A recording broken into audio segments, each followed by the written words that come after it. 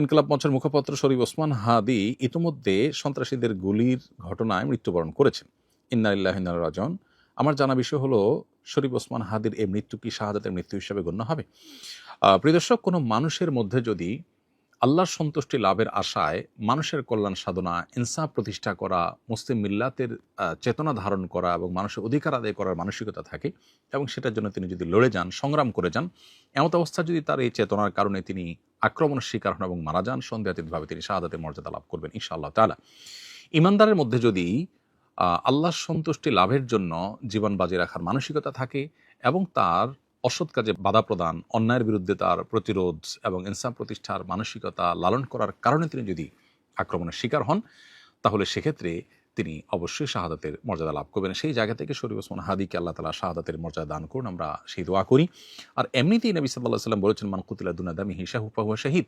যে ব্যক্তি কারোর হাতে খুন হয়েছে, জীবন রক্ষা করতে গিয়ে তার জীবন খুন হয়েছে, অর্থাৎ সাধারণ ধস্তাধস্তিতে অথবা কোনো ডাকাতের হাতে মারা গেছে, সেও শাহাদাতের মর্যাদা লাভ করেন। তাহলে সেক্ষেত্রে দ্বীনের কথা বা মুসলিম মিল্লাতের কথা বা মুসলিম চেতনার কথা বা ইনসাফের কথা বা মানুষের অধিকারের কথা যদি কেউ বলতে যান মুসলিম হয়ে এবং আল্লাহর কাছ থেকে যদি বিনিময়ে আশা করেন, তাহলে তিনি অবশ্যই শাহাদাতের মর্যাদা লাভ করবেন। অনেকে আছেন যারা বিপ্লবী মানসিকতা ধারণ করেন, তারা অন্যায়ের বিরুদ্ধে সংগ্রাম করেন, তাদের সে সংগ্রামকে আমরা অবশ্যই শ্রদ্ধা করব। কিন্তু তার মধ্যে যদি আল্লাহর প্রতি বিশ্বাস না থাকে, অথবা তিনি যদি এই সংগ্রামটা করেন তার মানবিক চেতনা থেকে শুধুমাত্র, এর জন্য তিনি আল্লাহর কাছ থেকে কোনো বিনিময় আশা করেন না, আল্লাহর সন্তুষ্টি লাভের আশায় করেন না, কোরআন হাদিসের নির্দেশনার কারণে করেন না, তাহলে সেক্ষেত্রে তার এই আত্মত্যাগটা শাহাদাত হিসাবে বিবেচিত হবে না। শাহাদাত বিষয়টা আসলে নিয়তের সাথে সংশ্লিষ্ট বিষয়। কেউ যদি আল্লাহর সন্তুষ্টির আশায় জীবন বাজি রাখেন, যা করেন তা আল্লাহকে খুশি করার জন্য করেন, তার জীবন মরণ আল্লাহর উদ্দেশ্যে যিনি উৎসর্গ করার জন্য প্রস্তুত থাকেন, তাহলে সেক্ষেত্রে তিনি শাহাদাতের মর্যাদা লাভ করেন।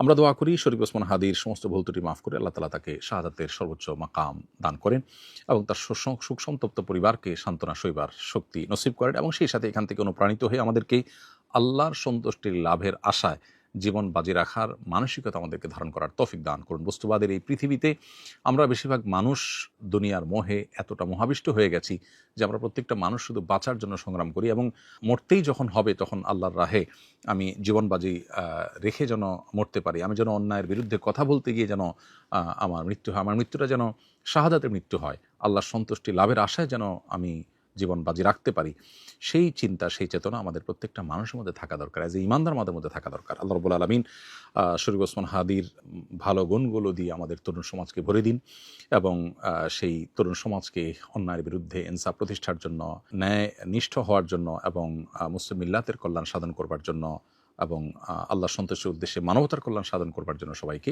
দুনিয়ার লোভ মোহের ঊর্ধ্বে উঠে আল্লাহর উদ্দেশ্যে নিজের জীবনকে উৎসর্গ করার এবং নজরানা পেশ করার তৌফিক আমাদেরকে দান করুন। আস-সুন্নাহ ফাউন্ডেশন, উম্মার স্বার্থে সুন্নাহর সাথে।